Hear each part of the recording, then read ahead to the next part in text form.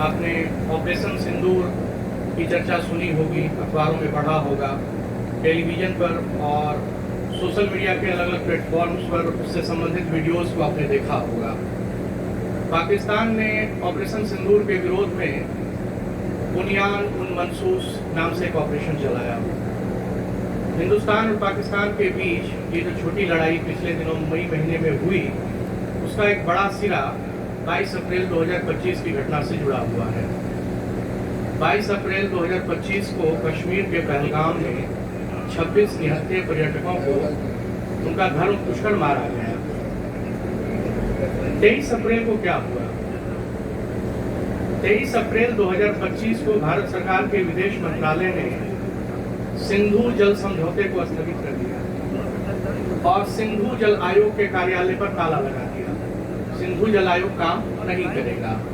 ये 23 अप्रैल का अपडेट है, 23 अप्रैल 2025। सिंधु जल समझौता सितंबर 1960 से चला आ रहा है भारत और पाकिस्तान के बीच में। ये संधि कराची में हुई थी। हमारी तरफ से पंडित नेहरू थे, उनकी तरफ से अयूब खान थे। और 1960 के पहले दिसंबर 1947 से लेकर 31 मार्च 1948 तक के लिए एक व्यवस्था बनी भारत और पाकिस्तान के बीच कि जैसे भारत की नदियों का पानी पाकिस्तान जाता था, बदस्तूर उसी तरीके से जाता रहेगा, लेकिन 1 अप्रैल 1948 से नई व्यवस्था लागू होगी। और जब मियाद इसकी खत्म हो गई समझौते की, तो 1 अप्रैल को भारत ने 2 नहरों का पानी रोक दिया। 2 नहरों के पानी रोकने से पाकिस्तान के पंजाब के 17 लाख एकड़ के इलाके में सूखे की स्थिति आ गई। अभी आप ये सोच रहे हैं कि मैं आपको कहाँ किन गलियों में घुमा रहा हूँ। इनमें से एक भी बातें ऐसी नहीं है जो अवान्तर हैं, वो सीधे मेरे विषय से जुड़ी हुई हैं, इनके आलोचना क्रम से जुड़ी हुई हैं। 1948 में ऐसा हुआ और 1960 तक कमोबेश इस तरह के तनाव की स्थिति भारत और पाकिस्तान के बीच चलती रही, जब तक कि विश्व बैंक की मध्यस्थता में 1960 में सिंधु जल समझौता स्थापित नहीं हो गया। 1954 में एक कहानी आती है। कहानी का नाम है यजीद। कहानीकार हैं सादत हाशम मंटो। कहानी मुख्तसर तौर पर यह है कि विभाजन के बाद लोग अपने जख्म को भूलने लगे हैं और एक जिंदगी वो शुरू कर चुके हैं, एक सामान्य जिंदगी वो शुरू कर चुके हैं या शुरू करने की कोशिश में है। और एक करीम दाद नाम का पात्र है उसमें, जो कि अच्छा विभाजन के बाद लोगों की प्रतिक्रियाएं अति पर हैं। लोग प्रतिक्रियावादी हैं, लोग गुस्से में हैं और वो बहुत तीखी प्रतिक्रिया या तीखे अनुभव के कारण एक दूसरे को लेकर बहुत ही अति का व्यवहार वो करते हैं, बातचीत में भी और भी तरीके से। लेकिन इसका जो किरदार है करीम दाद, वो एक सुलझा हुआ इंसान है, बहुत ही ठंडे दिल दिमाग का इंसान है। जान माल का उसका भी नुकसान हुआ है विभाजन में, लेकिन वो हिंदुस्तान के प्रति कटु नहीं हुआ है। और होता ये है कि बीच में पाकिस्तान जब मैं कह रहा हूँ तो आप पाकिस्तान का पंजाब समझें, तो पाकिस्तानी पंजाब के गली मोहल्लों में, चौक चौराहों पर, अखबारों में धीरे धीरे खबर आने लगती है कि हिंदुस्तान दरियाओं को बंद करने वाला है। उन दरियाओं को बंद करने वाला है जिनका पानी हमारी खेतों तक आता है। और उसका बयान कहानीकार ने इतने अच्छे ढंग से किया है, मैं सीधे कहानी से वो बयान आपके सामने रखना चाहता हूँ। बख्तो दाई जो हर रोज जीना को देखने आती थी, एक दिन ये खबर लाई कि हिंदुस्तान वाले दरिया बंद करने वाले हैं। जीना इसका मतलब न समझी। जीना करीम दाद की पत्नी है, बख्तो उसकी दाई है। वजाहत के लिए उसने बख्तो दाई से पूछा, दरिया बंद करने वाले हैं? कौन से दरिया बंद करने वाले हैं? बख्तो दाई ने जवाब दिया, वे जो हमारे खेतों को पानी देते हैं। जीना ने कुछ देर सोचा और हंसकर कहा, मौसी तुम भी क्या पागलों जैसी बात करती हो? दरिया कौन बंद कर सकता है? वो भी कोई मोरियां हैं। बख्तो ने जीना के पेट पर हौले हौले मालिश करते हुए कहा, बीबी मुझे मालूम नहीं, जो कुछ मैंने सुना तुम्हें बता दिया, और अब तो ये बात अखबारों में भी आ रही है। इसी दरमियान ये होता है कि करीम दाद को बेटा होता है और करीम दाद अपने बेटे का नाम रखता है यजीद। और यजीद नाम रखने के बाद उसकी पत्नी बौखला जाती है, वो परेशान हो जाती है कि वो इकलौती संतान का नाम यजीद कैसे रख सकता है। मैं ये मान कर चल रहा हूँ कि आप यजीद को जानते होंगे, उससे जुड़ी हुई कहानी आप जानते होंगे, लेकिन याद दहानी के लिए मैं बस दोहरा देना चाहता हूँ कि यजीद ही वो किरदार है जिसने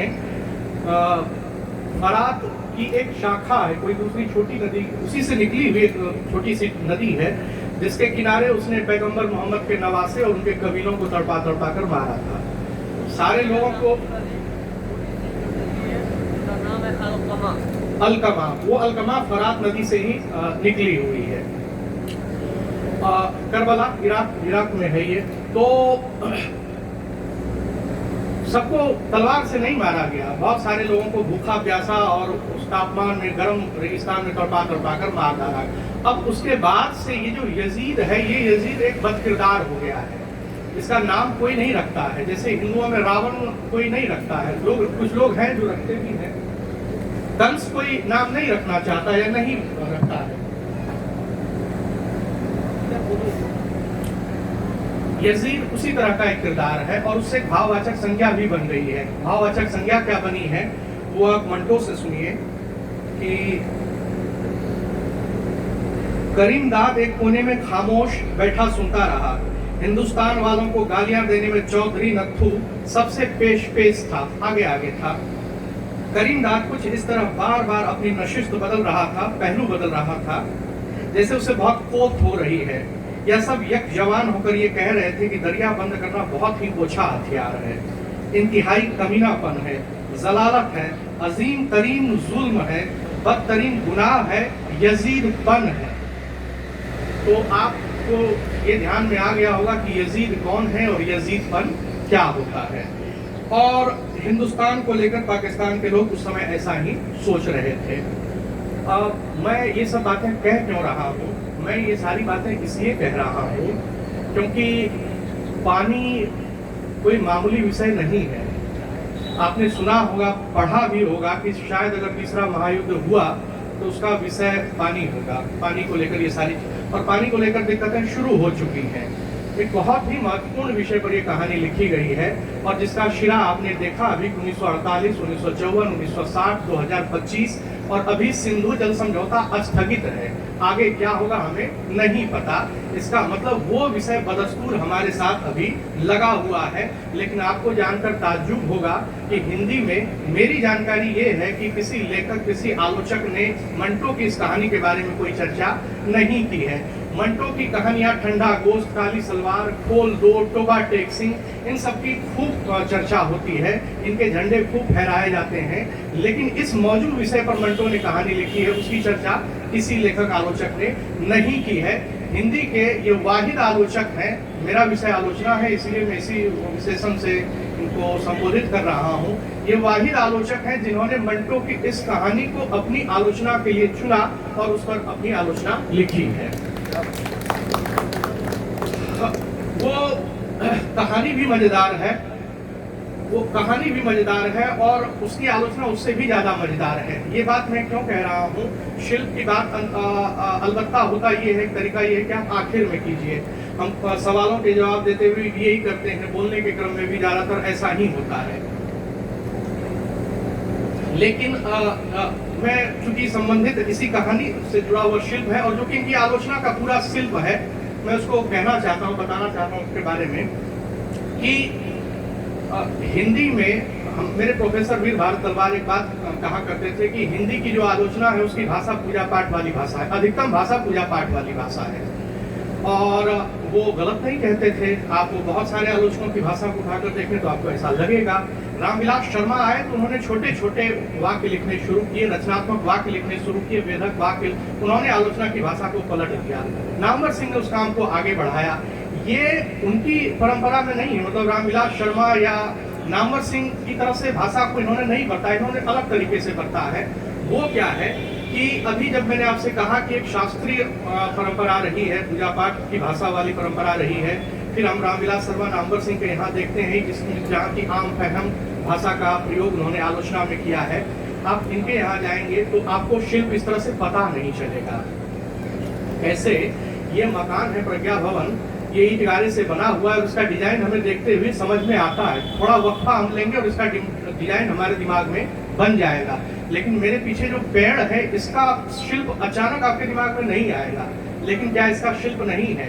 इसका भी शिल्प है, लेकिन वो इसके अंदर वस्तु में ऐसे घुला हुआ है कि अलग से आपको दिखाई नहीं देता है।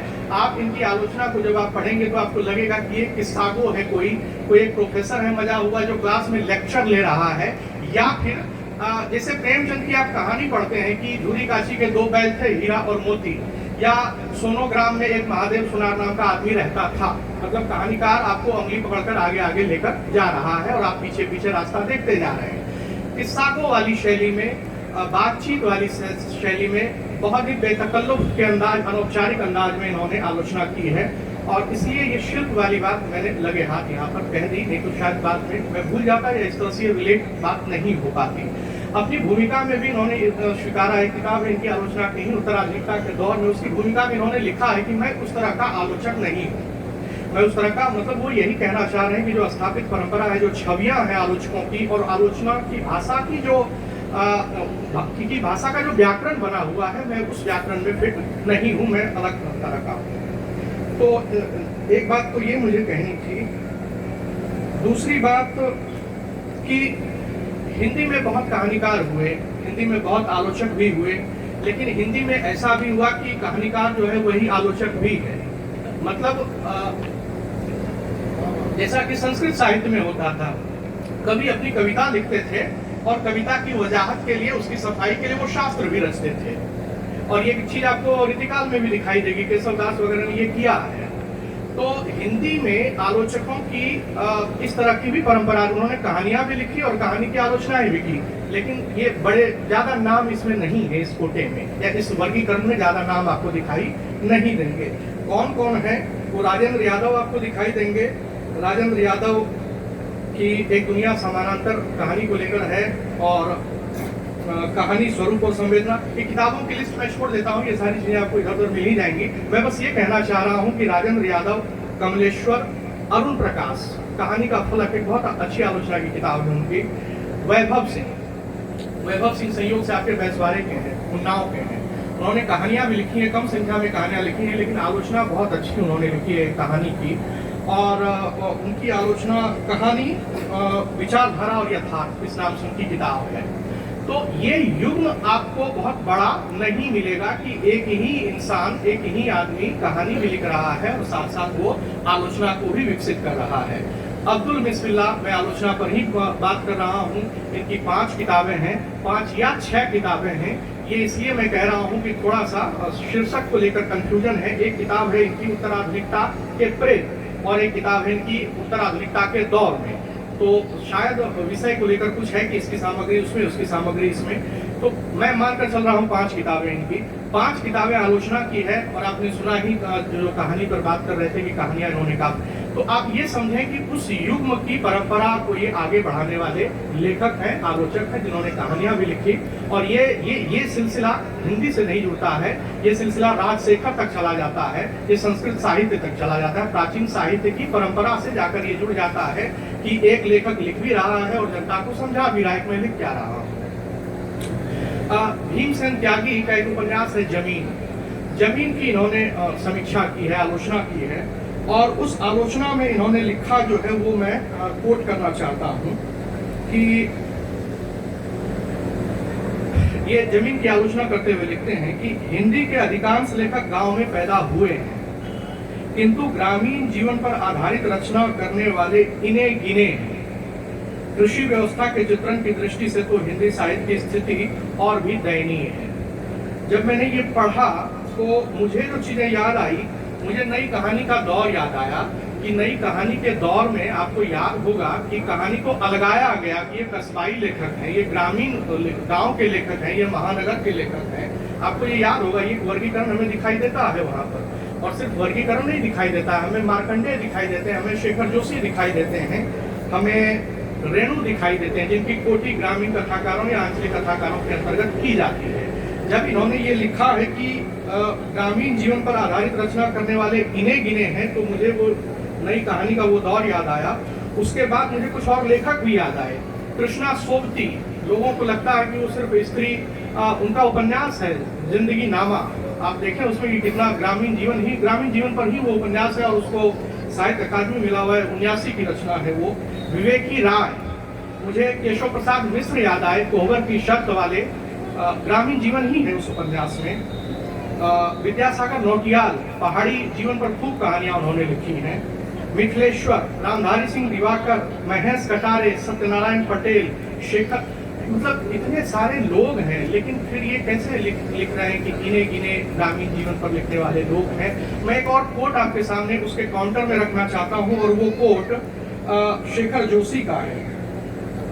जुलाई 1958 में नया साहित्य प्रकाशन से शेखर जोशी की कहानियों का पहला संग्रह आया, कोसी का घटवार, और उस संग्रह की भूमिका में वो क्या लिखते हैं उसको आप ध्यान से सुनिएगा, और इन्होंने जो बात कही है उसको भी आप उसके साथ रखिएगा।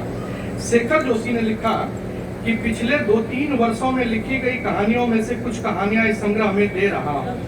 इनमें से अधिकांश कहानियों की पृष्ठभूमि औद्योगिक अथवा पर्वतीय जीवन रही है। मेरे सम्मुख इसके 2 कारण हैं। परिवर्तित सामाजिक परिस्थितियों में औद्योगिक संस्थानों की जो भूमिका रहेगी वह आज के बिखरते ग्रामीण जीवन से कहीं अधिक महत्वपूर्ण सिद्ध होगी, ऐसा मेरा विश्वास है।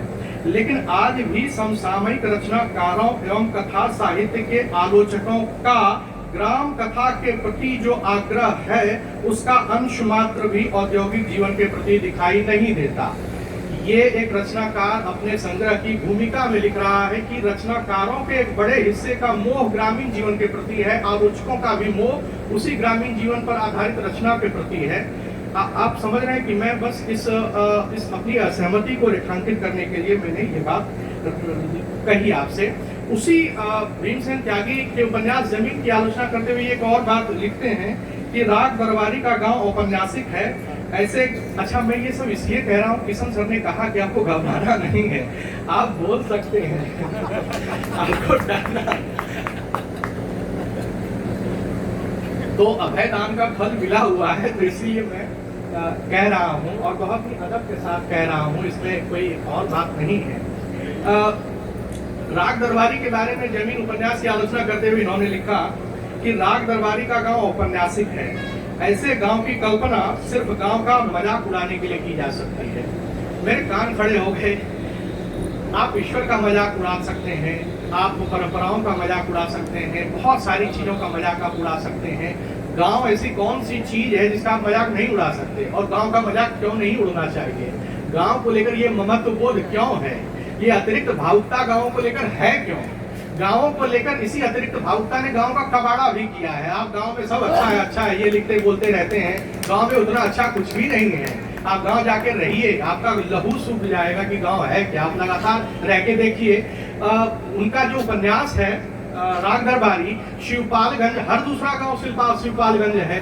उसमें ऐसी क्या बात है, मतलब इसमें आपको चोट क्यों लग रही है? आप इतने वो व्यथित क्यों हो जा रहे हैं? गांव भी मजाक का विषय हो सकता है, गांव भी व्यंग का विषय हो सकता है।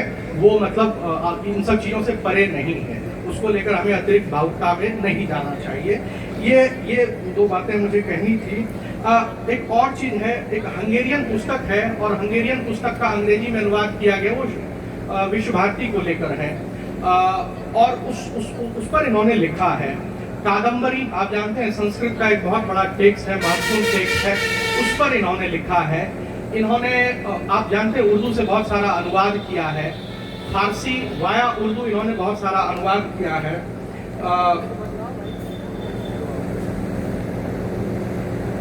ये जो हसन शाह उपन्यास को लेकर भी इन्होंने एक अच्छी चीज कही है कि भारतीय उपन्यास के बहस को उन्होंने उठाया कि पहला भारतीय उपन्यास कौन सा होगा, और कुर्तुल ऐन हैदर कहती हैं कि हसन शाह का जो उपन्यास है वो पहला उपन्यास होगा, लेकिन ये बताते हैं कि नहीं, जब भी भारतीय उपन्यास की बात होगी तो पहला उपन्यास तो कादम्बरी ही होगा। मैं बस ये आपसे कहना चाह रहा हूँ कि हंगेरियन भाषा में लिखी गई किताब जो वाया अंग्रेजी हिंदी में आती है उसको देखना, संस्कृत की किताब को देखना, उर्दू की किताब को देखना, फारसी की रचनाओं को देखना, और तो और बाइबिल में गजल की परंपरा को खोजना, यह भी इनका एक लेख है। मुझे नहीं लगता है कि बाइबिल में गजल को किसी ने देख लिया होगा। तो आप समझ रहे हैं कि जैसे इन्होंने यजीद को चुन लिया, उसी तरह बाइबिल में गजल। अच्छा, ये चुनते कैसे हैं? मतलब ये बात किसी में आती कहाँ से है कि मैं बाइबिल में गजल को देखूं और यजीद कहानी को उठा लूं? तो मुझे नामवर सिंह याद आते हैं, उनकी किताब है कहानी नई कहानी, और उस किताब में उन्होंने एक दृष्टांत दिया है कि कहानी क्या है, इसको समझाने के लिए कि एक डॉक्टर है, उस डॉक्टर के पास एक चित्रकार आता है और चित्रकार डॉक्टर से कहता है कि मुझे इस जगह दर्द हो रहा है। डॉक्टर समझ नहीं पाता है ठीक से कि ये क्या बात कर रहा है, वो शायद पहलू समझा नहीं पा रहा है।